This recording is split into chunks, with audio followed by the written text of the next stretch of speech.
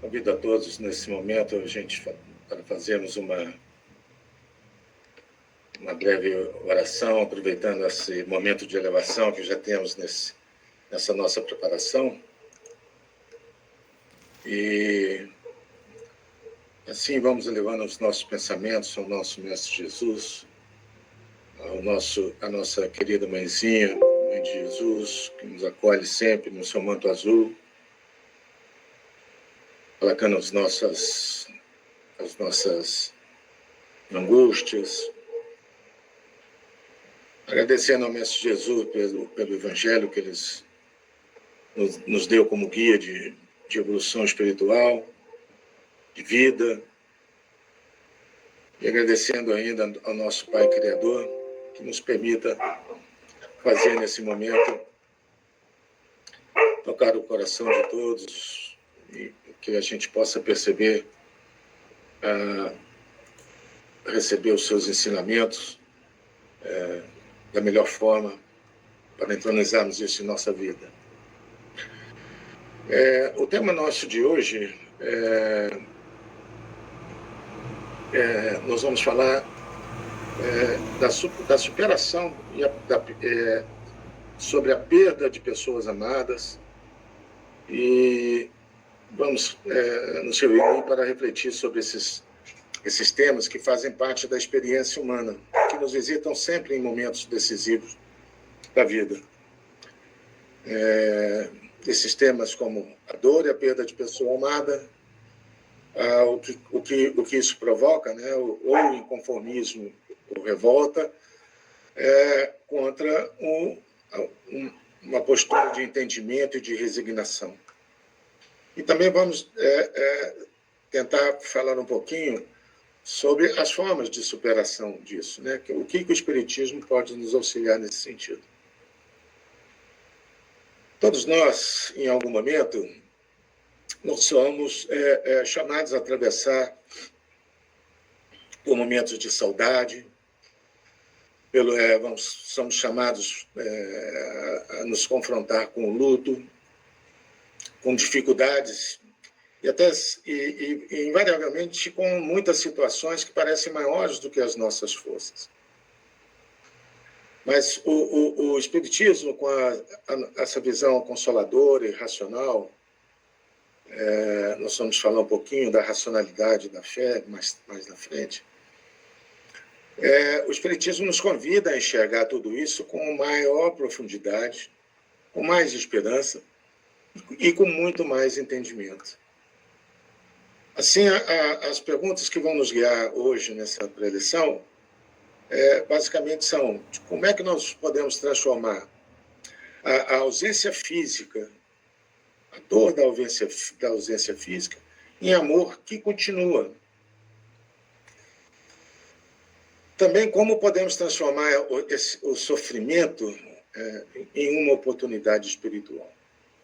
Vamos entender isso também. E como a gente pode aprender e entender essas dificuldades que nos ocorrem. O entendimento de todas essas agruras que nos apresentam, sob o olhar espírita, nos traz uma possibilidade de encararmos com outro nível de visão. E qual é a visão espírita, então, a respeito da vida e da morte? Para a gente compreender qualquer desafio, o Espiritismo nos pede que busquemos primeiro olhar a visão espírita da vida, a visão espiritual da vida. A doutrina nos ensina que nós somos espíritos imortais, vivendo temporariamente no corpo físico. Corpo físico que é apenas um instrumento de aprendizado. Nós vamos entender isso no decorrer desse nosso papo de hoje.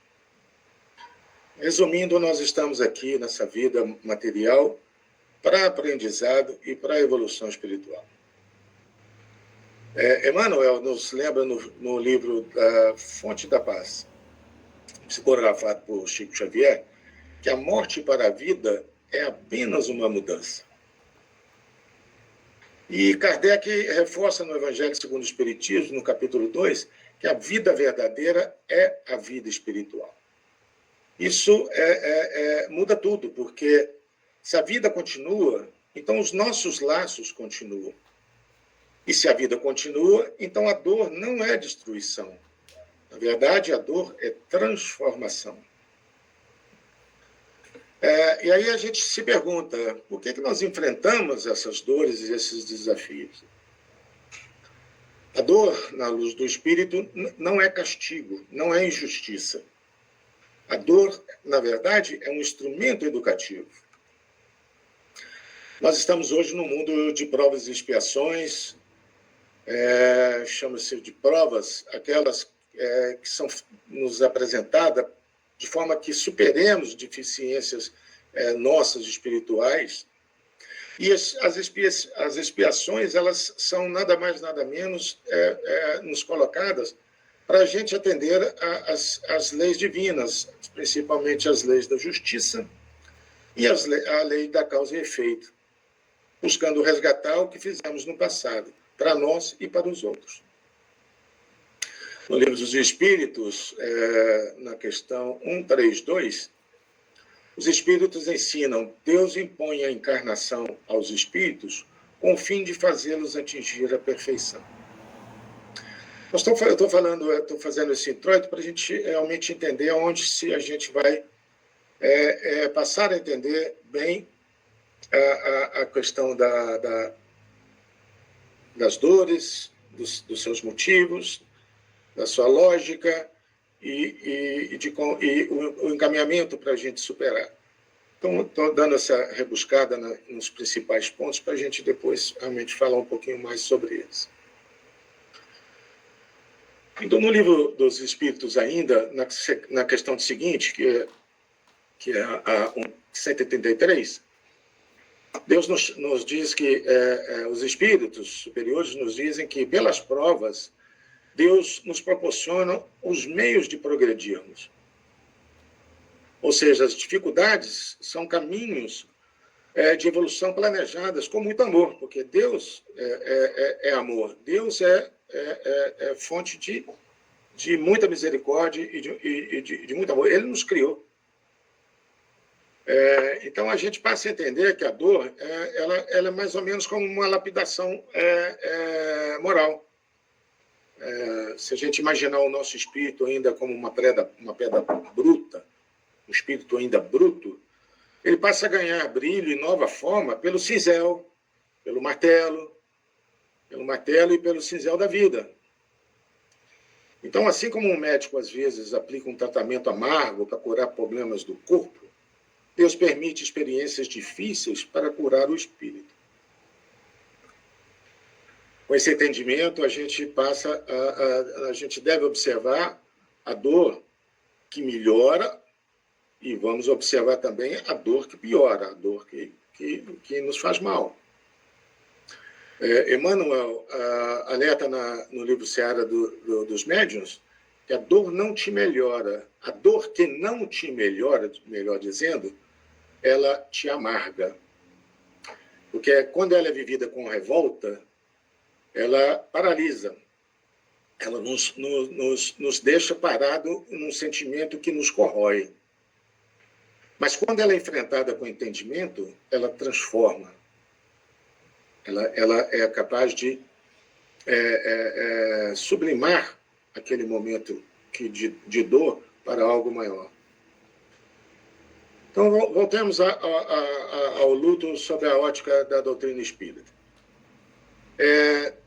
Primeiro, sentir saudade é humano, chorar é humano, e o Espiritismo não pede que a gente deixe de sentir. A única coisa que o Espiritismo nos mostra e nos pede é que apenas não nos desesperemos. A saudade é um sentimento natural, o desequilíbrio é que nos faz mal. E será que a dor afeta apenas a gente? Ou também afeta quem partiu? No Livro dos Espíritos, ainda na questão 936, a gente encontra uma resposta clara. A espiritualidade superior diz: a dor incessante e desarrazoada afeta penosamente o espírito que partiu. Chico Xavier reforça nas suas mensagens recebidas de Emmanuel A saudade é uma dor que fere nos dois mundos. Portanto, chorar é normal, mas desesperar-se é prejudicial. Temos, então, que observar sobre esse perigo da revolta, do desespero. Quando a gente nos revolta, além da gente sofrer mais, ainda enviamos vibrações de aflição para os espíritos queridos, que muitas vezes ainda estão em fase de adaptação no plano espiritual. Quando a gente vem para essa nossa encarnação, a gente se prepara, nós temos toda uma preparação e metas que nós mesmos nos propusemos a seguir. Então, o mundo material é um mundo de vibrações muito densas, muito pesadas, em comparação com o mundo espiritual. Então, ao partir, mesmo os espíritos que estão evoluídos, ou espíritos que, vamos falar assim, seriam rapidamente bem acolhidos no novo plano espiritual, essa mudança de vibração causa uma fase de adaptação. Então, a gente tem que entender isso. E muitos espíritos precisam permanecer recolhidos, adormecidos, para eles se recuperarem. E, nesse momento, o nosso descontrole atinge eles diretamente. Então, a gente tem que ter uma preocupação muito grande para que sentir a perda é natural. Exacerbarmos nela e nos desesperarmos ou partirmos para a revolta é errado. Nós devemos buscar um entendimento, uma compreensão maior. O Espiritismo nos traz isso muito bem conceituado, muito bem estabelecido em conjunto com ciência, com base religiosa, com provas. Nós também falaremos disso, na hora que eu quero citar a respeito da fé raciocinada, porque ela é a base para que a gente possa administrar todo esse entendimento para frente. E ainda, vamos assim, voltando ao luto, buscar entender a morte prematura como o Espiritismo enxerga. Porque a morte prematura é uma dor maior do que aquela esperada. A pessoa já com alguma idade, com alguma conformidade, e aos poucos vai nos avisando que pode nos deixar. Mas a prematuridade, ou a morte de um espírito ou de uma pessoa jovem, essa nos angustia mais, ela é mais pesada para encararmos no nosso dia a dia. Então, realmente, poucas dores são tão difíceis quanto a dor da perda de alguém jovem. Mas o Evangelho segundo o Espiritismo, no capítulo 5, item 21, traz uma explicação, não uma, mas várias explicações profundas que foram ditadas para Kardec, no Evangelho segundo o Espiritismo, pelo espírito de Sanson, lá de 1890 e pouco, e que a gente pode resumir em alguns pontos. Primeiro, porque que nada é por acaso. Eu sugiro a leitura completa desse capítulo, o que trata mais sobre este assunto dentro do Evangelho, afora outras pequenas pinçadas que existem no Evangelho, cuja leitura integral é benéfica a todos que pretendem ter um conhecimento maior dessa visão espiritual. Então, ele começa a dizer, o primeiro ponto que a gente chama mais atenção é que nada é por acaso. Não existe uma morte prematura injusta. Existe planejamento espiritual, existe causa e existe finalidade. E a gente tem que entender que algumas vidas, elas são breves, mas por missão, por planejamento. Então, um espírito pode encarnar por pouco tempo apenas para unir uma família, para desenvolver virtudes nos pais, fortalecer laços familiares, para o próprio espírito, para ele concluir pequenos aprendizados e evitar quedas maiores. A nossa visão ela é muito limitada quando a gente enxerga a vida.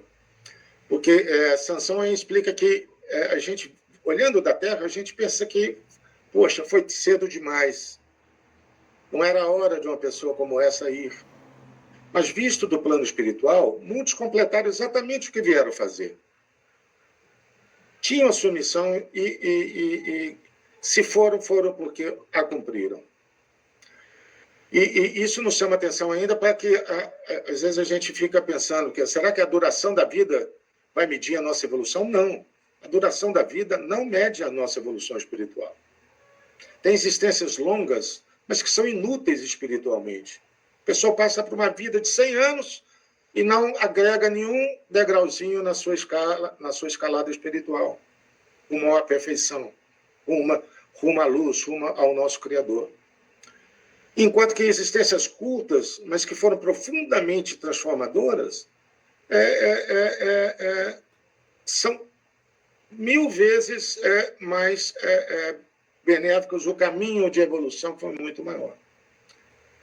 Esse entendimento não elimina a saudade. É bom lembrar sempre disso. Mas ele impede que a saudade, a dor da perda, se transforme na revolta. Vamos procurar também assimilar também um pouco e entender o sentido espiritual dos desafios, tais como esse de se entender algo superior aos nossos sentimentos daquela hora, superior ao sentimento que temos com a dor. Então, além da perda em si, a gente enfrenta diversas dores, doenças, conflitos familiares, dificuldades materiais, crises emocionais, frustrações profissionais, limitações pessoais, físicas, inclusive, mentais. E o Espiritismo nos lembra que nada acontece fora das leis divinas, leis que são extremamente justas, extremamente misericórdias, são leis de amor. São leis universais. Kardec nos afirma na introdução do Evangelho segundo o Espiritismo que a fé inabalável ela é somente a que pode encarar a razão de frente, face a face. Aí voltamos lá naquilo que eu adiantei da fé raciocinada. Ele nos mostra que a fé dentro da doutrina espírita ela é raciocinada, mas a fé raciocinada não nega a dor. Ela não existe para negar a dor. Ela ilumina a dor.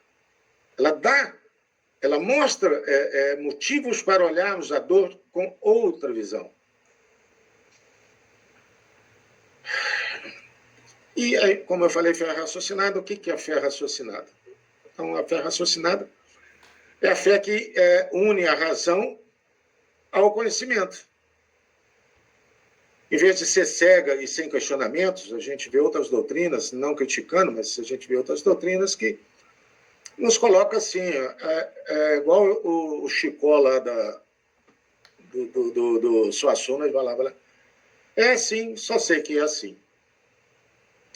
Mas isso não nos dá uma fé concisa, uma fé com a qual podemos falar assim, poxa, entendi.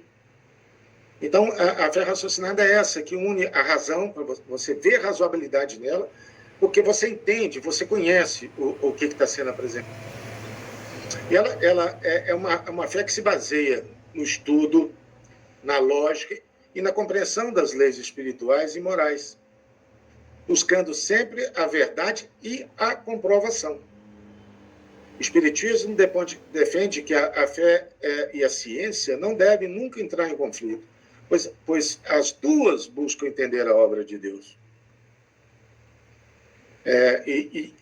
Nós temos aí diversas oportunidades. Haja visto obras tantas, primeiro para nos comprovar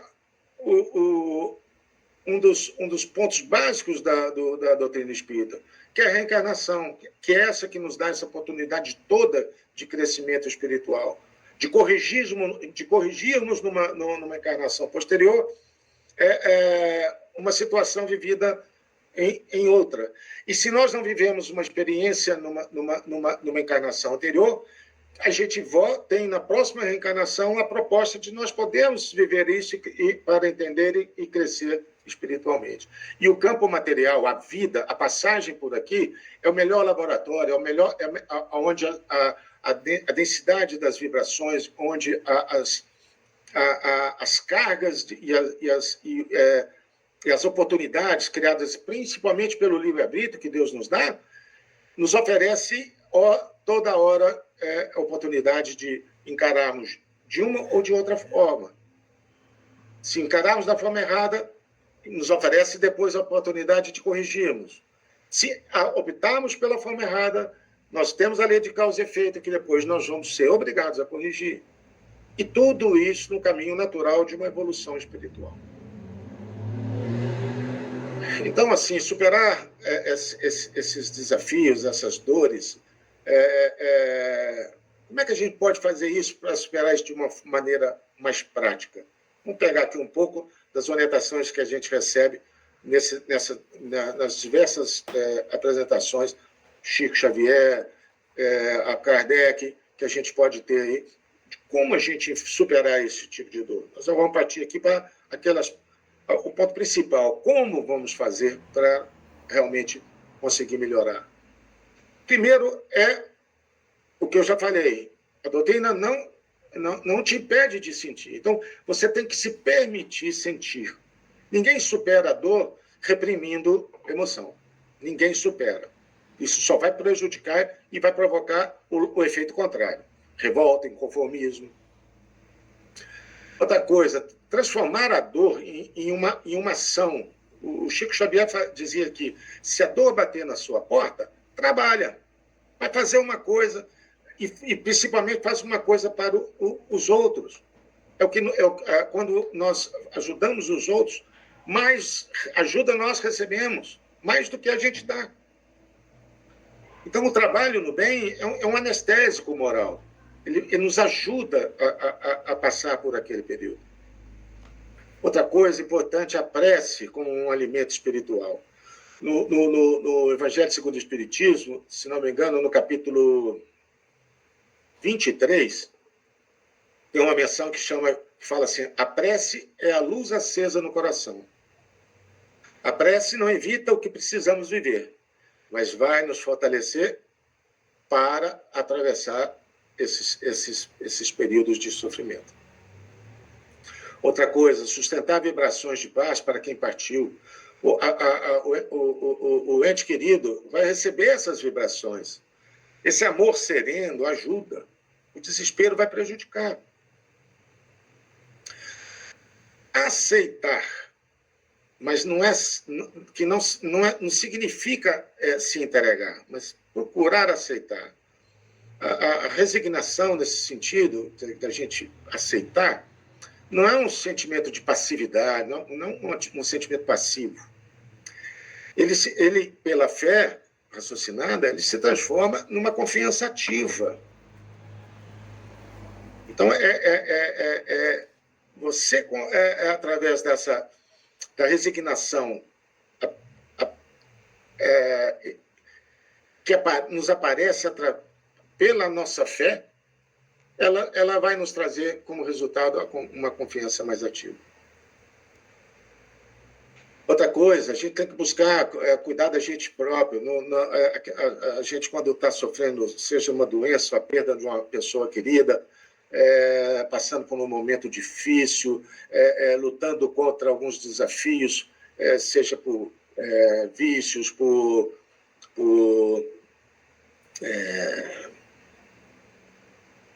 toda sorte de desafios, a gente não pode se abater.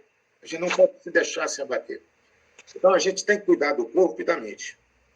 Buscar uma rotina bem estabelecida, que também não engesse, uma alimentação exercícios, um bom sono. O espiritual não dispensa o lado humano, físico. Seguindo algumas orientações, estudar a doutrina, o estudo ilumina. Compreender sempre consola, de verdade.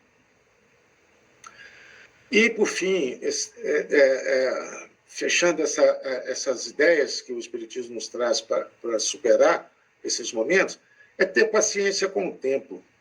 Cada espírito, o meu espírito, o espírito de todos nós, cada um tem o seu ritmo. E Deus nunca nos apressa nem nos abandona. Então, em cada um no seu ritmo, no seu momento, o que é mais importante é a gente ter isso tudo que eu citei em mente, para que a gente não fique ad eterno, tem que se cuidar do corpo, se entregando, nem nada. Mas a gente tem que ter paciência conosco mesmo, mas temos o foco de que existe uma outra maneira de olhar o que estamos passando. Assim, resumindo de forma bem rápida, qual é a diferença entre o inconformismo e a resignação. A inconformação, ela nos traz revolta, sofrimento prolongado, uma postura de vítima, uma revolta culpando outras pessoas que às vezes não têm culpa, culpando a vida. Isso é uma postura vitimista. Isso acaba, esse inconformismo afasta os bons espíritos e além de perturbar o ente querido que se foi. E não auxilia nada, no caso de uma doença, uma recuperação que o nosso próprio organismo físico pode buscar através do otimismo e da fé.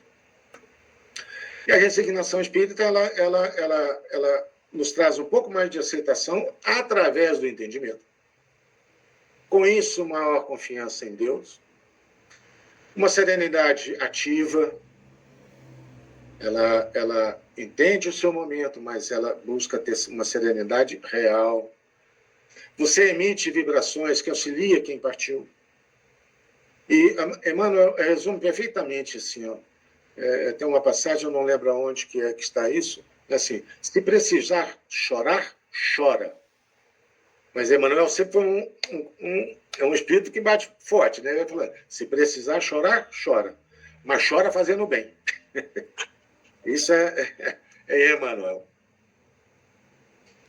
Bom, buscando encerrar e fazendo uma síntese espiritual aqui, a perda e a dor, elas são inevitáveis.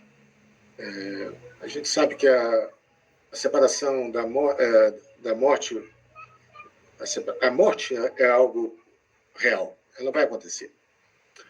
E a perda e a dor vão ser inevitáveis, mas o desespero e a revolta não são. Eu peço desculpa porque eu estou me alongando muito, mas vou procurar resumir rapidamente aqui esse meu final aqui. Então, o Espiritismo nos ensina que a vida continua, o amor continua, os vínculos com quem se foi continuam, e o reencontro, como todos nós estamos, vou comentar agora a oração de Santo Agostinho, como todos nós estamos apenas em caminhos diferentes, uma hora nós vamos estar no mesmo e vamos nos reencontrar. Então, o reencontro é certo.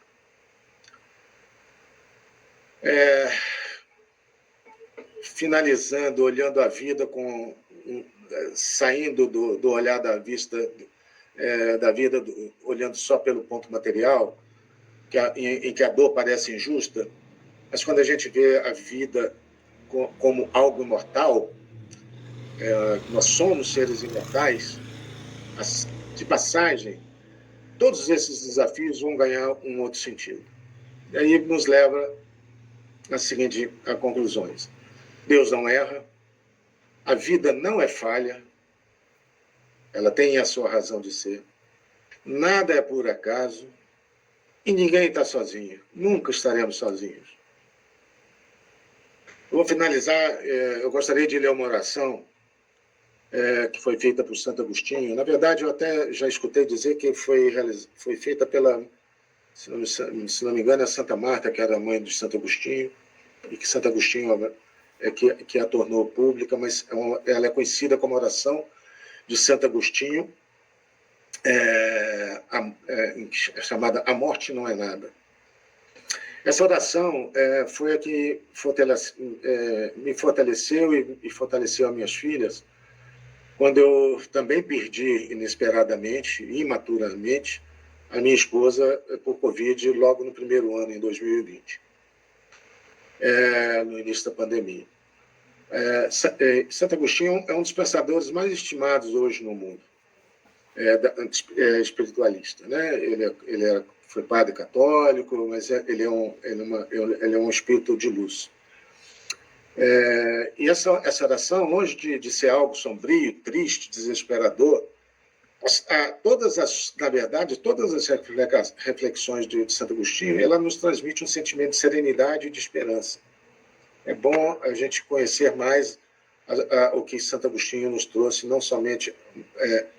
mas eu vou ler aqui essa oração dele, que já é uma amostra disso que eu estou falando. Normalmente, todas as reflexões são maravilhosas, que, na verdade, consolam quem enfrenta o luto, principalmente quem enfrenta o luto. No final, ele não propõe a morte como o fim da vida, e não transmite sentimento ruim, de incerteza, de desespero. Ele, assim como induz a doutrina espírita, vê a morte como uma condição natural, como uma passagem, uma transformação. Um estado diferente, mas natural. Então, essa prece aqui fala da relação entre as pessoas que passam para o outro lado e aquelas que ficaram. Fala da relação das duas, evidenciando ainda a forte relação que permanece, ao ponto de que um sorriso dos que ficaram se torna a paz da pessoa que não vai estar mais presente aqui. Então, eu encerro com a oração de Santo Agostinho: a morte não é nada.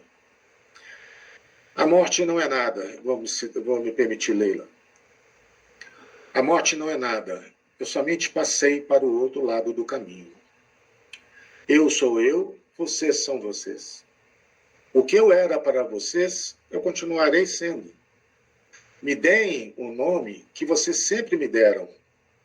Falem comigo como vocês sempre fizeram.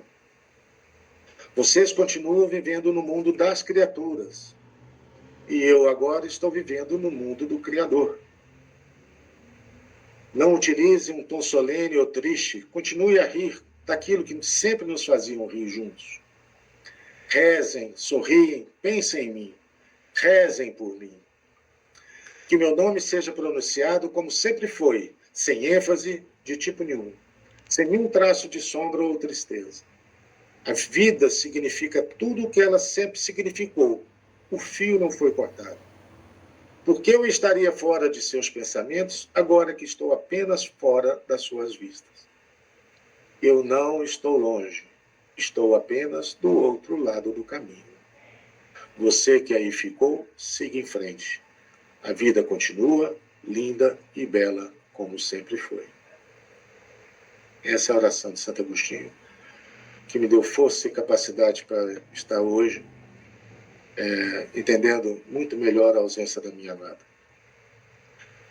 Então, que possamos transformar a dor em serenidade, a saudade numa prece, os desafios em evolução.